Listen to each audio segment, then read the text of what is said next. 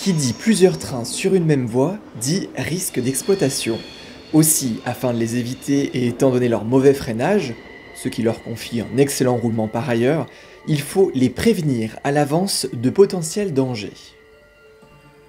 Entre les gares, il faut faire attention à ce que les trains ne se rattrapent pas. On les espaça d'abord en arrêtant un train trop rapide si un certain temps ne s'était pas écoulé depuis le passage du convoi précédent. Pour remplacer les employés disposés le long de la voie qui faisaient ce travail, on eut l'idée de construire des signaux mécaniques. À chaque endroit où quelqu'un se trouvait auparavant, on plaça un sémaphore. La ligne a été divisée en cantons. On plaça en amont de chaque sémaphore des signaux avancés qui ne demandaient jamais l'arrêt du train. Leur but était de prévenir à l'avance les mécaniciens si le signal principal, le sémaphore, était fermé. De cette manière, le train avait le temps de freiner. Il restait un problème. Il était impossible de distinguer ces signaux de nuit. On attacha donc des lanternes à pétrole de couleur correspondant à la position du signal. Ce sont les signaux de type M. Avec l'arrivée de l'électricité, on ne garda que les lanternes qui devinrent des ampoules électriques. Le signal n'est plus mécanique de jour et lumineux la nuit, il est 100% lumineux.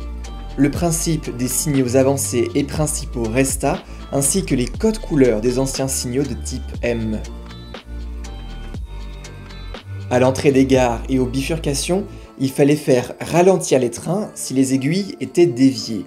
Les signaux auront un nombre de lampes plus conséquent si plusieurs indications de vitesse doivent être présentées. On retint les limitations suivantes, 40, 60 et 90 km/h. Ce sont les signaux de type L, L pour lumineux. Avec la hausse des vitesses et le souci de lisibilité des signaux, on créa des signaux qui ne comportaient que 2 lampes pour les signaux avancés et 3 pour les principaux. La lampe verte pour la voie libre, le orange pour l'avertissement et le rouge uniquement pour les signaux principaux pour demander l'arrêt.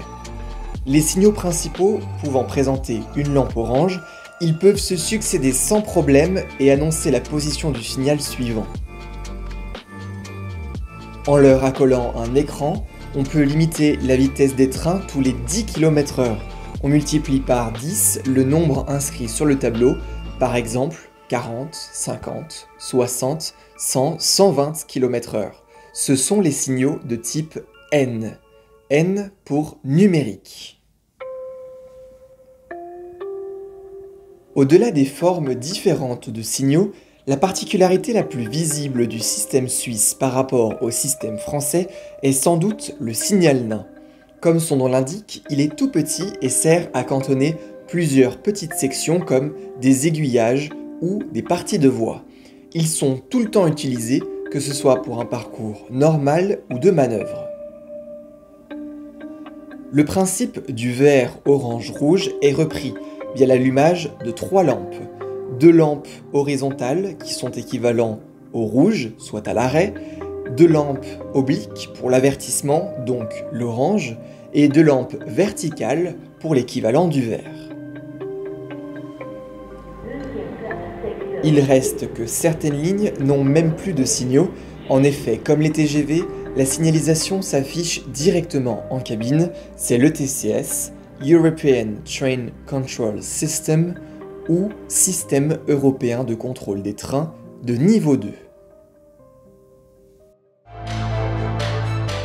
Retrouvez l'émission ferroviaire suisse Rail One tous les soirs sur Télé Suisse et en tout temps sur notre chaîne YouTube. Abonnez-vous!